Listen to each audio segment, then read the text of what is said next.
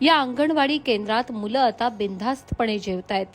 पण 3 महिन्यांपूर्वी ओडिशातल्या केंद्रपाडामधल्या या अंगणवाडीत गावकऱ्यांनी मुलांना पाठवणं बंद केलं होतं.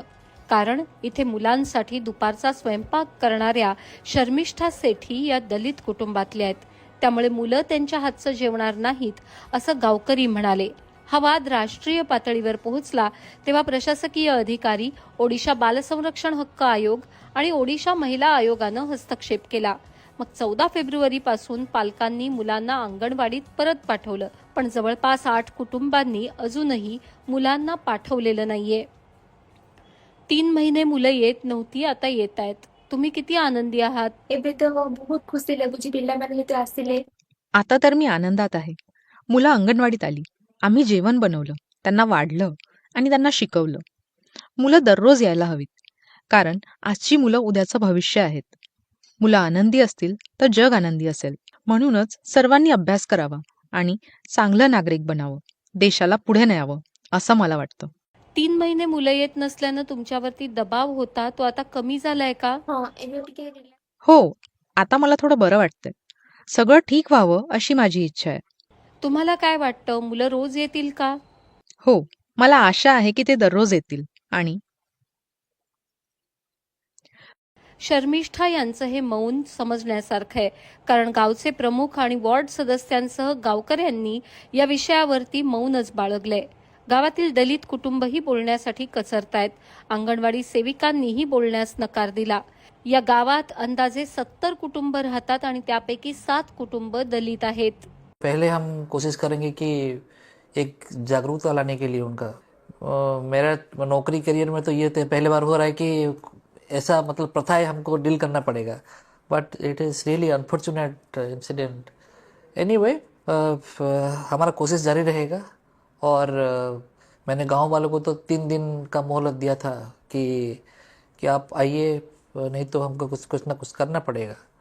जो हमको संविधान जो पावर दिए हैं उनका हम लोग तो प्रयोग करेंगे। जैसे भी जो एक्ट है SNST एट्रोसिटीज एक्ट, ये तो उसको दायरे में आ जाता है। लोगों में ये मतलब मैसेज जाएगा कि ऐसा करना गैर कानूनी है और ये मतलब दिस इज़ नॉट ह्यूमैनिटेरियन ऑल्सो। तो ये हमारा कोशिश है। 2023 मध्ये नवगावमध्ये अंगणवाडी मदतनीस पदाची जाहिरात आली तेव्हा शर्मिष्ठा यांनी अर्ज केला होता. सीडीपीओ दीपाली मिश्रा यांनी बीबीसीला सांगितलं की पहिल्यांदा एकही अर्ज आला नाही, पण 2025 मध्ये दुसरी जाहिरात प्रसिद्ध झाली तेव्हा फक्त एका उमेदवारानं म्हणजे शर्मिष्ठा यांनीच अर्ज केला. पात्रता आणि प्रमाणपत्रांची पडताळणी झाल्यावर तिला नोकरी देण्यात आली. मुलं अंगणवाडीत परत येण्याच्या काही दिवस आधी शर्मिष्ठा यांनी बीबीसीशी बोलताना सांगितलं होतं, मी जॉईन झाले तेव्हा मला वाटलं की मी चांगलं काम करेन.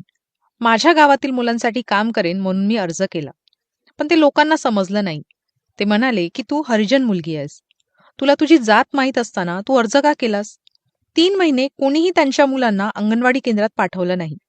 2-3 दिवसांपूर्वी उपजिल्हाधिकारी, तहसीलदार, सीडीपी मॅडम आणि पर्यवेक्षक आले. लोकांनी मुलांना पाठवलं नाही ते त्यांचे वीज कनेक्शन कापतील आणि रेशन कार्ड रद्द करतील असं उपजिल्हाधिकारी म्हणाले. प्रशासनानं कठोर भूमिका घेत सातत्यानं समजावून सांगितल्यावर अखेर पालकांनी मुलांना अंगणवाडीत परत पाठवलंय.